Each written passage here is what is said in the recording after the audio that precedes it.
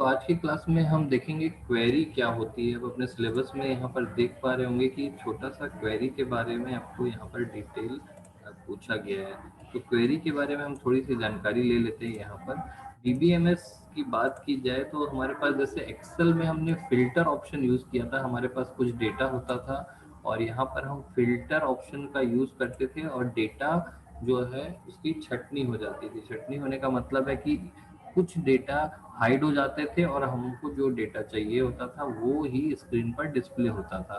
तो जो filter option है वो एक्चुअली क्वेरी से बहुत ज़्यादा मिलता जुलता है। तो हम यहाँ एक्सेस की बात करें तो एक्सेस में हमारे पास यहाँ पर हम देखेंगे एक टेबल है।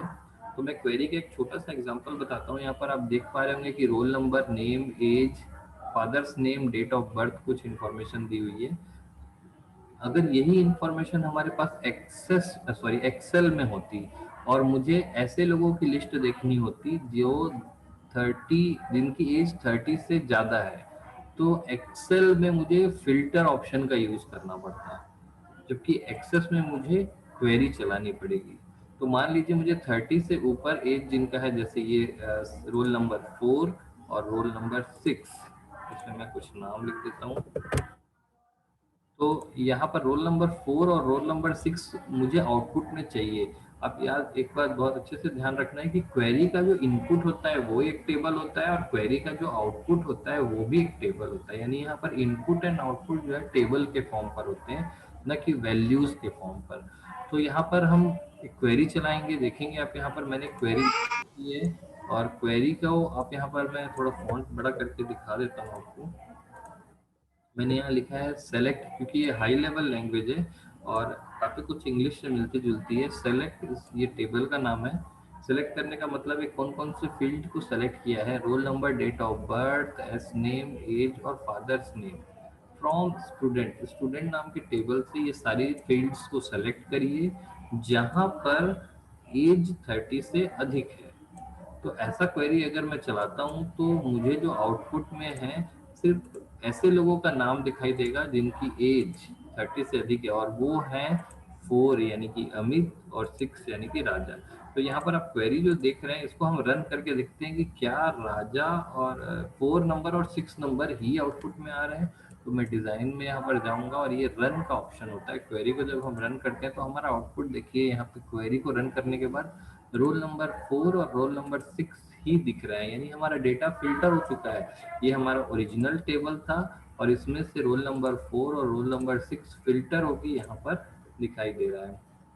तो सेम यही काम अगर हमको एक्सेल में करना होता है तो हम फिल्टर ऑप्शन का यूज करते हैं। बट फिल्टर ऑप्शन को क्रिएट करने के लिए भी उसके बैक साइड पर एक क्वेरी लिखी गई होगी।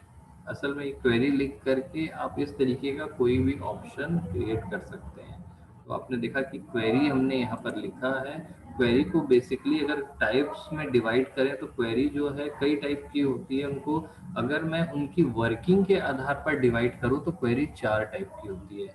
मैं यहाँ पर डिवाइड करने का आधार बता रहा हूँ। अगर नंबर ऑफ क्वेरीज के आधार पर डिवाइड करें तो वर्किंग भी 2-3 टाइप की होती है, सिंपल क्वेरी और मल्टीपल क्वेरीज।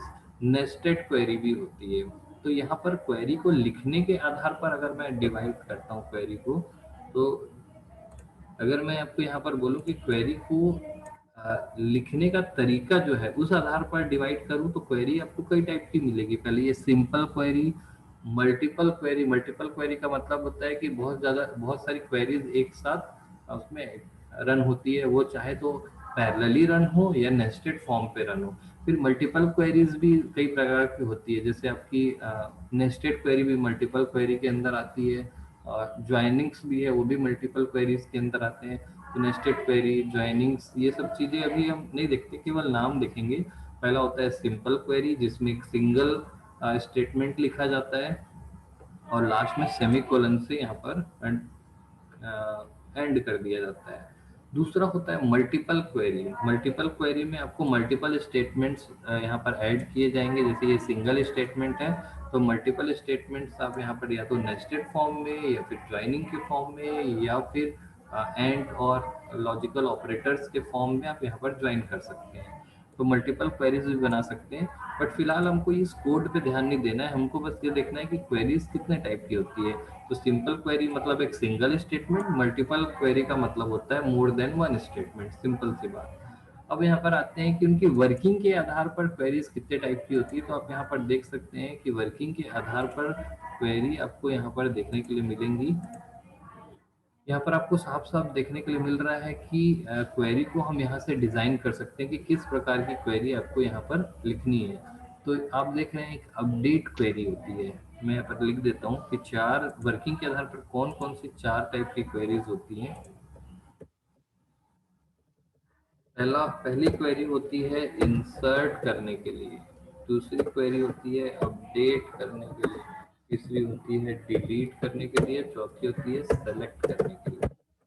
ठीक है, तो ये सेलेक्ट क्वेरी है जिसका काम होता है आउटपुट।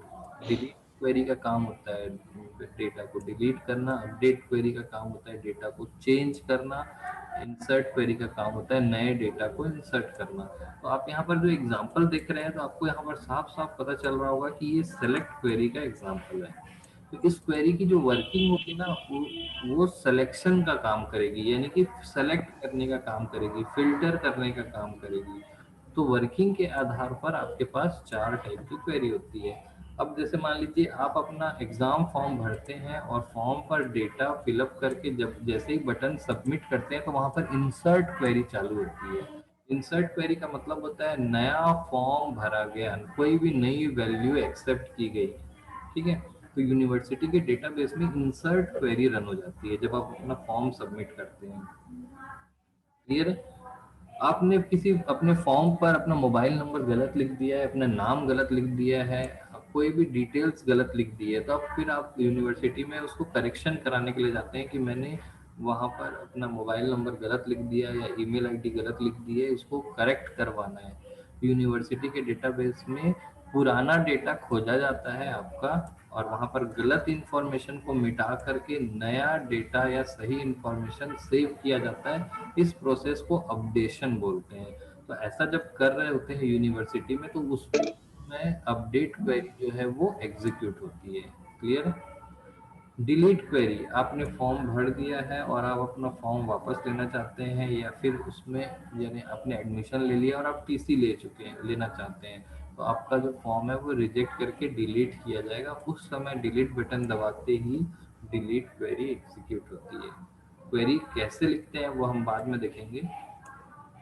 सेलेक्ट क्वेरी, आपको कोई डेटा फिल्टर करना है, छांटना है, या इंफॉर्मेशन अपनी स्क्रीन पर देखनी है, तो सेलेक्ट क्वेरी यहाँ पर एग्जीक्यूट करनी होती है। तो बेसिकली अगर देखा जाए तो क्वेरी की वर्किंग के आधार पर उसको चार कैटेगरी में बांटा गया है, और क्वेरी के लिखने के स्टाइल के आधार पर उसको दो कैटेगरी में बांटा गया है, simple query and nested query. और वर्किंग के आधार पर चार क्वेरी में बांटा गया है। जिस टाइप की क्वेरी होती है, पहला स्टेटमेंट देख करके हमको समझ में आ जाता है वो कौन सी क्वेरी है। अगर ये अपडेट क्वेरी होगी तो यहाँ पर अपडेट लिखा होगा, अगर ये डिलीट की क्वेरी होगी तो यहाँ पर डिलीट लिखा होगा, इंसर्ट क्वेरी होगी तो यहाँ पर ये इंसर्ट लिखा होगा। लेकिन सिंपल क्वेरी या नेस्टेड क्वेरी आपको लिखा हुआ नहीं दिखेगा। आपको बस इसको देखना है कि सिंगल स्टेटमेंट है या फिर मल्टीपल स्टेटमेंट है, वो सिंगल और मल्टीपल क्वेरीज कहलाती है। तो एमएस एक्सेस बहुत अच्छी सुविधा हमको दे रखा है कि हम यहाँ पर काफी सारी चीजों की क्वेरी, जैसे आप यहाँ पर देख रहे हैं delete query, update query, append query या इंसर्ट क्वेरी, या सेलेक्ट करने के लिए यहाँ पर ये क्वेरी का डिजाइन भी आपको दिया हुआ है, यानी कि क्वेरी लिखने की जरूरत नहीं है, आप यहाँ से डिजाइन कर सकते हैं। इसके अलावा मल्टीपल क्वेरीज के लिए यूनियन, इंटरसेक्शन, ज्वाइनिंग आदि की सुविधा भी यहाँ पर दी गई है। क्लियर है? तो हम यहाँ पर एक छोटा सा क्वेरी डिजाइन करके देख लेते हैं।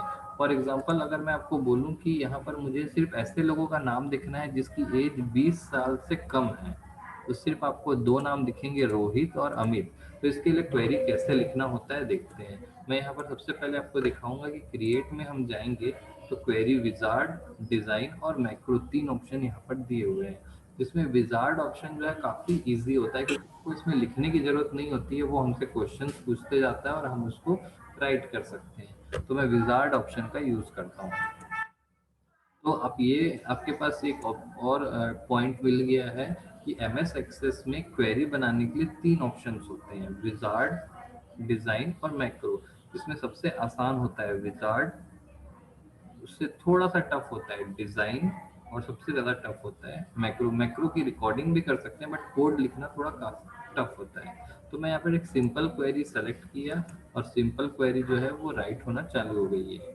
तो यहाँ पर हमसे हमसे सबसे पहले पूछा जाएगा टेबल कौन सा है। फिलहाल हमारे पास एक ही टेबल था तो वो ले लिया गया है। मैं यहाँ पर सारे डेटा को सेलेक्ट कर लेता हूँ, देन नेक्स्ट पे क्लिक करते हैं।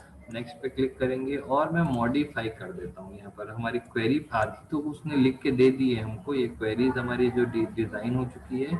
और यहाँ पर हम इसका SQL जो है स्ट्रक्चर्ड क्वेरी लैंग्वेज, इसको हम मॉडिफाई कर सकते हैं। मॉडिफाई करने का स्टेटमेंट जो है वो होगा वेयर स्टूडेंट। ओके, मैंने स्टूडेंट क्वेरी सेलेक्ट कर लिया है। यहाँ पर थोड़ा सा मिस्टेक हो गया, ये नेस्टेड क्वेरी क्रिएट हो रही है। मैं इसको क्लोज करता हूँ और फिर से हम यहाँ पे विजार्ड, ये एक्चुअली ये नेस्टेड क्वेरी सेलेक्ट हो जा रही है। यहाँ पर मैंने यहाँ पर टेबल सेलेक्ट करने में गलती कर दी। मैं क्वेरी विजार्ड में जाऊँगा, सिंपल क्वेरी। हम यहाँ पर स्टूडेंट क्वेरी ले लिए थे जबकि हमको स्टूडेंट लेना था, अदरवाइज वो टेबल के नाम में मिसमैच करता। तो यहाँ पर मैंने इसको सेलेक्ट कर लिया, देन नेक्स्ट, देन मॉडिफाई करते हैं। तो यहाँ पर हमारा SQL दिख रहा है हमको, और हम यहाँ पर लिखते हैं where student dot age less than 20। ये हमारी क्वेरी थी कि स्टूडेंट का जो एज है वो 20 से कम होना चाहिए। तो जैसे ही मैं इस क्वेरी को रन करूंगा तो आप देखेंगे सिर्फ उन लोगों का नाम ही दिखा रहा है जो 10 साल से कम उम्र के हैं। तो इस तरीके से मैंने एक सिंपल सेलेक्ट क्वेरी जो है वो विजार्ड के थ्रू क्रिएट की है। ऐसा ही आप क्वेरी जो है यहाँ से भी क्रिएट कर सकते हैं। जैसा आप यहाँ पर देख पा रहे होंगे, क्वेरी को डिज़ाइन के थ्रू भी आप यहाँ पे क्रिएट कर सकते हैं। तो क्वेरी के लिए आप टेबल ले सकते हैं, नेस्टेड क्वेरी बनाने के लिए दूसरी क्वेरी ले सकते हैं, या दोनों को एक साथ यूज कर सकते हैं। तो यहाँ पर आप दूसरी तरीके से भी क्वेरी बना सकते हैं। तो ये था क्वेरी के बारे में जानकारी। इसके साथ ही साथ आपको बेसिक ये जानकारी रखनी है कि क्वेरी होती क्या है, क्वेरी का इनपुट क्या होता है और आउटपुट क्या होता है, साथ ही साथ क्वेरी के टाइप्स क्या क्या होते हैं और कौन सी क्वेरी क्या काम करती है। इनकी कोड को अभी याद रखने की जरूरत नहीं है कि ये कोड कैसे लिखा जाता है और इनका क्या मीनिंग है। क्वेरी हमारी क्या होती है, डेटाबेस मैनेजमेंट सिस्टम पे किसी डेटा को ऐड, इसको ऐड भी कहा जाता है, इंसर्ट मतलब ऐड अपडेट डिलीट और सेलेक्ट करने के लिए जो कोड हम लिखते हैं उसे क्वेरी कहते हैं। इसमें इनपुट भी टेबल होता है, आउटपुट भी टेबल होता है। उनकी लिखने के स्टाइल के आधार पर क्वेरी दो टाइप की होती है, सिंपल क्वेरी और मल्टीपल क्वेरी। मल्टीपल क्वेरीज भी कई टाइप की होती है, नेस्टेड, ज्वाइनिंग, इंटरसेक्शन, यूनियन, कई टाइप की क्वेरीज होती है। और उनकी वर्किंग के आधार पर 4 टाइप की होती है, इंसर्ट, अपडेट, डिलीट और सेलेक्ट। इंसर्ट क्वेरी तब चलाई जाती है जब नया डेटा डेटाबेस में ऐड किया जाता है। अपडेट क्वेरी तब चलाई जाती है जब पुराने डेटा को सुधार किया जाता है या चेंज किया जाता है। डिलीट क्वेरी तब चलाई जाती है जब डेटाबेस से टेबल या डेटा को डिलीट करना होता है। और सेलेक्ट क्वेरी तब चलाई जाती है जब हमें डेटाबेस से रिकॉर्ड को फेच करना होता है या देखना होता है, डिस्प्ले कराना होता है या फिल्टर कराना होता है। तो ये था आपका क्वेरी के बारे में जानकारी, जो कि एक्सेस में काफ़ी आसानी से हम राइट कर सकते हैं। दूसरे एप्लीकेशन सॉफ्टवेयर जो डेटाबेस मैनेजमेंट सिस्टम पे काम करते हैं उसमें थोड़ा सा टफ होता है, क्योंकि क्वेरी के लिए इतनी सारी हमको टूल्स नहीं मिलते, उसमें हम क्वेरी राइट करनी है।